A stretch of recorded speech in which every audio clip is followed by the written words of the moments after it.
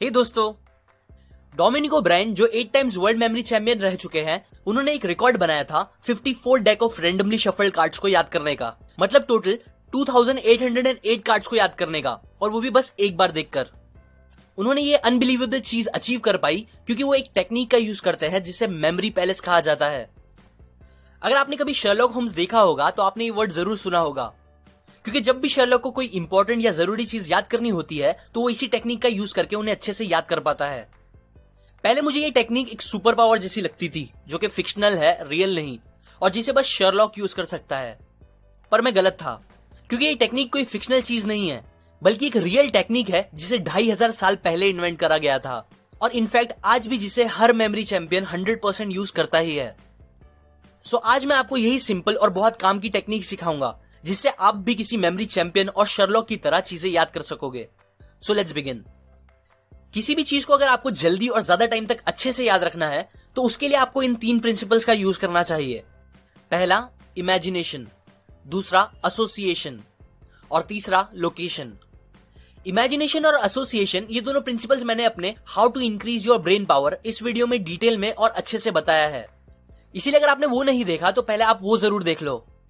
अभी के लिए बस अगर शॉर्ट में बताऊं तो इमेजिनेशन मीन्स जो भी चीज आपको याद करनी है उसको पहले विजुअलाइज करो, मतलब अपने दिमाग में उन चीजों को पिक्चर्स में कन्वर्ट करके उन्हें याद करना, और ये करते टाइम जितने हो सके अपने उतने सेंसेस का यूज करके इमेजिन करना। सेकंड, एसोसिएशन, मतलब कोई भी चीज जो आपको याद करनी है उसको किसी पुरानी चीज से जो आपको पहले से ही याद है, उन दोनों के बीच में कुछ कनेक्शन बना के याद करना। अभी मैंने क्या बोला, अगर आपको ये अच्छे से समझ नहीं आ रहा है तो आप वो पुराना वीडियो देख लो, उससे आपको क्लियर हो जाएगा। अब आता है थर्ड प्रिंसिपल, लोकेशन। हमारे दिमाग को जर्नी और चीजें लोकेशन के हिसाब से ज्यादा अच्छे से याद होती है। एग्जाम्पल, आपके साथ भी शायद कभी ऐसा हुआ होगा कि आप कुछ काम से कहीं बाहर जाते हो, अपने सारे काम एक के बाद एक खत्म करते हो और फिर घर वापस आ जाते हो। लेकिन जब आप वापस आ जाते हो तो आपको रियलाइज होता है कि आपका कोई इंपॉर्टेंट सामान, जैसे कि आपका वॉलेट, तो आपके पास है ही नहीं, और आपने वो शायद कहीं गिरा दिया। तो उस टाइम आप क्या करते हो? उस टाइम पे ऑलमोस्ट हम सब स्टार्टिंग से अपनी जर्नी को याद करना शुरू करते हैं। जैसे कि सबसे पहले मैं यहां गया था, फिर वहां से मैं उस दुकान पे गया था, और फिर वहां से और किसी दुकान पे गया जहां तक मेरा पर्स मेरे पास ही था, और फिर वहीं शायद मेरा पर्स गिरा होगा। उस टाइम पे ऐसे हमें सीक्वेंस में चीजें याद आने लगती है, क्योंकि हमारा ब्रेन जर्नी के हिसाब से चीजें ज्यादा अच्छे से याद कर पाता है। एक और एग्जांपल दूं तो, जब कोई इंसान किसी के घर पे पहली बार जाता है और वहां पहुंच के समझो वो अपना बैग किसी एक चेयर के पास रख देता है, फिर वो पूरा दिन वहां रहकर बहुत सारी चीजें करता है, लेकिन फिर भी जाते टाइम वो बराबर उस चेयर की लोकेशन के पास चले जाता है अपना सामान लेने के लिए। ऐसा होता है क्योंकि हमें लोकेशन के हिसाब से चीजें जल्दी याद होती है, और इसीलिए लोकेशन के साथ चीजों को एसोसिएट करके हम अपनी मेमोरी पावर को बहुत ज्यादा बढ़ा सकते हैं। ये 3 प्रिंसिपल्स, इमेजिनेशन, एसोसिएशन और लोकेशन, इन तीनों का यूज करके ही ये टेक्निक बनती है जिसे हम मेमोरी पैलेस बोलते हैं, जो one of the most powerful technique है चीजों को याद रखने के लिए। अभी हम बस कुछ वर्ड्स को याद करने का एग्जाम्पल लेके ये टेक्निक को 3 स्टेप्स में डिवाइड करके समझेंगे, जिसके बाद आप खुद इसका यूज करके बहुत कुछ याद कर सकते हो। सो अब आता है स्टेप 1, सिलेक्ट योर पैलेस। सबसे पहले कोई भी एक लोकेशन सिलेक्ट करो जिसे आप एकदम अच्छे से जानते हो, जैसे कि आपका घर या आपकी स्कूल या आपकी कॉलोनी एक्सेट्रा। कोई भी ऐसी जगह जिसका मैप आपके दिमाग में एकदम अच्छे से बैठा है। Step number 2, number the items. समझो आप अपने घर को अपना माइंड पहले सिलेक्ट करते हो, सो अब आपका नेक्स्ट काम ये होगा कि आप अपने घर की अलग अलग चीजों को नंबर्स दोगे, और वो आपको कुछ ऐसे करना चाहिए। सबसे पहले आप अपने घर के दरवाजे पे खड़े हो जाओ और फिर वहां से क्लॉकवाइज देखना स्टार्ट करो। मतलब आपने लेफ्ट से स्टार्ट किया तो समझो सबसे पहले आपको दिखती है घर की वॉच, तो आप उसको नंबर 1 समझो। फिर उसके बाद रखा होता है बाजू में फिश का टैंक, तो उसको आप नंबर 2 दे दो। फिर आता है आपका सोफा, तो उसको नंबर 3 दे दो। उसके बाद विंडो, तो उसको नंबर 4 दे दो। और फिर शायद आपका उधर कंप्यूटर रखा हो तो उसको नंबर 5 दे दो।